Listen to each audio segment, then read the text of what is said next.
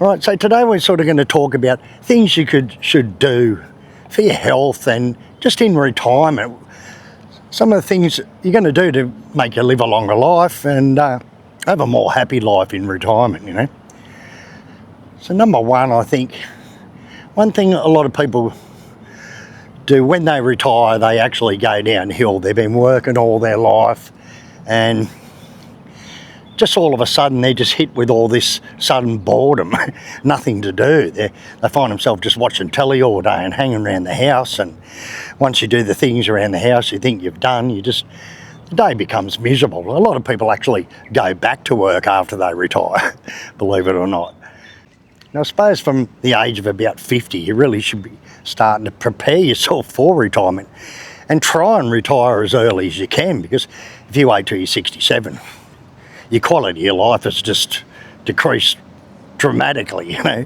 The amount of time you got left to have good time in your retirement and spend your hard-earned superannuation and funds you've saved all your life to retire with, it's just dwindled away, you know. So I think from the age of about 50, the best time to retire would be in your 50s at the latest. So I think a lot of people seem to have a lot of personal possessions, and I think material things and that is just a society norm where you have to have, you know, the best car and the nice boat and the caravan and all this shit you never really use, you know. Around your house, like I've had to move out of numerous houses over the years, and I've more or less got one or two skips full of truckload of just rubbish laying around the yard and in the house that you just never use, that you end up throwing out. So I'd say start reducing all the rubbish and the crap you just don't need in your life. Reduce it and minimalise your life down to, if you can, a suitcase. You know, you really don't need all those personal possessions. Yes, you need a car, you might need a car or a bike or something like that, and some things, but you'd be surprised how much junk is just laying around the house that you think you put aside because I'll use that one day, but you never do. So get rid of it. Now I suppose one of the main things would be your health, because as you get older, the harder things are. You're getting old, you know. So your health, a lot of people make a lot of mistakes with their health, and now there's a way to extend your lifespan dramatically, you know. Just a few simple steps you've got to do every day. So as soon as you wake up in the morning, don't reach for a cup of coffee because that's just caffeine, and you're naturally dehydrated as you sleep, and when you wake up and have caffeine, the reason why you have it is because it boosts you and makes you awake, you know.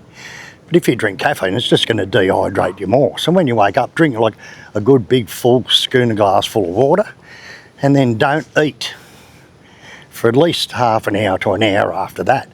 Let the water absorb into your body and eat protein as soon as you wake up, like just a few eggs. There's no use having cereal and all that. That's just put into us by consumers, Kellogg's cornflakes and blah blah, you know. Like the corporations have made a system where you've got to eat 3 times a day, and that when ancient people only ate once a day, you know, and they were way more healthy. So if you eat protein as soon as you wake up, what it does is it absorbs into your body the protein. Now you're supposed to eat at least 30 to 50 grams of protein every morning, and that retains your muscle strength. Have you noticed as older people, your muscles disintegrate over time especially when you're not using them and that. So drink water, eat some protein like eggs or something, that's all. Some meat even, anything for breakfast, any sort of protein, Greek yogurt, things like that. Now I suppose the next thing you'd have to do is try and do some exercise. You've had your water, you've drunk your water, give it time to absorb into your body, you know, and do the good that it's going to do for your body. Now exercise is the best. You don't have to run, you just walk. If you walk, not only elevates your heart rate and helps you get a bit fitter, it's moving all your joints, and that protein you ate for breakfast will start working and retain your muscles, you know, in your older age, and you'll keep stronger, you know, that way. And also a big one is like your balance. Now, if you just stand on one leg for 10 seconds, then the other leg for 10 seconds, do any sort of balancing. Now, the balancing, so your mind does about 100,000 or more balance corrections every day, you know, so you don't fall over. Your mind's doing that like a, you know, controlling your balance. So if you keep your balance good, like touch your toes, you know, stand on one leg and do that 10 or 20 times a day and things like that, and just typical balance things will really help to keep you good and even your mind well functioning properly, you know. And then after you've done your exercise, the best thing you can do, see a lot of people, they retire, they sit at home and not doing exercise, even a little bit of exercise, like 20 minutes a day, it just comes down to a matter of being lazy. That's it. And also another one that you do this while you exercise, and this is what I do while I'm exercising. It's you breathe in, say 4 seconds, you hold it for about 7 or 8 seconds, then you really slowly let it out for about 10 seconds.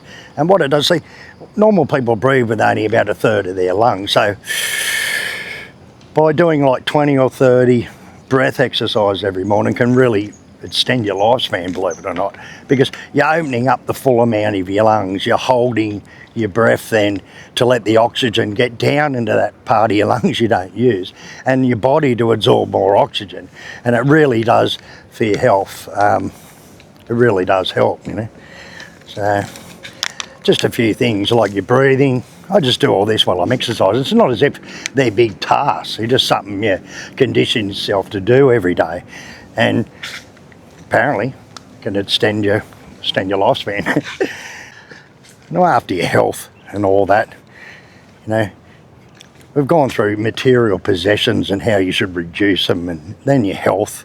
And I think your money, depending on how much money you got. See, a lot of people these days, they can only afford to retire on their pension. So, but if you've got money, spend it now. Now's the time to spend it, when you hit 60, because if you don't, what are you going to do? Just die and leave it to your kids? Like, start travelling, have some fun, and get out and start spending the money you've saved for all your life. Now, you really need to start changing your environment around you. You're conditioned to get up, go to work, do the same shit every day. You're sitting in the same house, you're living in the same area. Travel is probably the best thing for your health and your mind and everything when you get older, because just move around. You don't have to do busy travelling, you know, day to day, travel. Just go somewhere, sit down and relax and do nothing if you have to, because by changing your environment, it just naturally makes you more happy. If you don't like that area, move on to somewhere else, you know. Like, but a change of environment does wonders for your mental health, put it that way. And I suppose if you're young and you start travelling, like I started travelling very young, I've spent like over 35 years out of the country, more than half my life I've spent out of Australia travelling, you know. So because the travel bug bit me and I just can't stop. I just can't sit down in one spot and more or less work and that and sit around in my hometown and just wait to die, you know. Like, that's not me. Some people just like doing that, and if you get out, start moving around and travelling, you know, once you retire, you've got all the time in the world to do anything. Just figure, right, I've got 10 grand, I'm going to take 10 grand, just see how long it lasts, and just go and buy a ticket when your money's run out and go home, you know. But do something, change your environment, move around a bit, and you find you'd be a lot more happy, you know. Now, as you're older, you already don't really care about too much, you know. You've gone through all the dramas of everything all your life, and you just really don't give a shit about anything, you know. So most of the time, you know, I know I sort of, one of the better things to do is to distance yourself from anything negative, you know. Any person that's negative or any person that's always just been a drama and in your ear and just hustling you, but you're stuck around them, just completely block them and delete them from your life, you know. Like, it's up to you to make yourself happy. Now, I had to do that when I stopped drinking. I've got heaps of mates that live here, but I hardly see them anymore because I had to distance myself from that negativity of sitting in the bar all day and that routine of just getting drunk all day, and there's really no life at all, you know. And all it does is bring on stress. If you've got someone that's hassling you all the time and you're just sick of them, get rid of them. Just delete them from your life. Get rid of all negativity, you know. I found, you know, I just walk away from people like that. I never speak to them again, no. So, and, you know, some people have different ways to deal with it, I suppose, but that's how I deal with it. And since I completely shut everyone off that was negative in my life and just doing the things that I want to do, you know, in life, well, yeah, I just don't really care about anything anymore. I just do my own thing. Well, there's just a few things, just off the top of my mind that I found that made my life a lot more happy doing, and, you know, it's, everyone's different, but you've got to sort of condition yourself and get yourself into a groove where you're doing things that are good for you and that are going to help you in life and things like that, not just moping around the house, you know. Get out and move around. Like, I'm not naturally hyperactive, you know, so I can't sit down for an hour and just watch television. I've got to get up and go and do something, you know. So some people can just sit down, you know, and all it does is playing with your metabolism. You're getting lazy, you're not burning any energy, you know, like, so. And that's why changes of the environment are good for you, especially going overseas, you know. You're having fun, you're meeting new people, a different culture, you've got things to explore, things to stimulate your mind, you know. You'd be surprised how much longer you'll live if you keep your mind stimulated and your body stimulated, you know. Another thing is sunshine.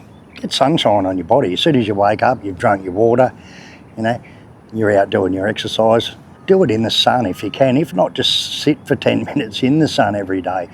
And that vitamin D and that for you really is good for your health, you know. So another thing is to get yourself a hobby. Hobbies really do, they just keep your day. You don't have to have a hobby that you've got to do every day. Even just walking and your exercise every morning can become a hobby. Like, if you just walk, you're not running, sweating, trying to, you know. As for purposely getting fit, I don't go out and do exercise to purposely get fit. I just go for a walk because it's enjoyable, you know, and I've made it enjoyable by changing the area that I walk all the time, and, you know, you can have a chat to people on the way, and this really does go towards a happier life, you know.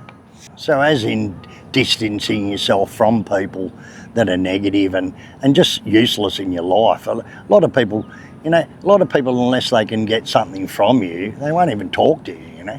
And then when you borrow them something or they owe you something, you'll never see them, you know. So just distance yourself from all them negative idiots out there, you know.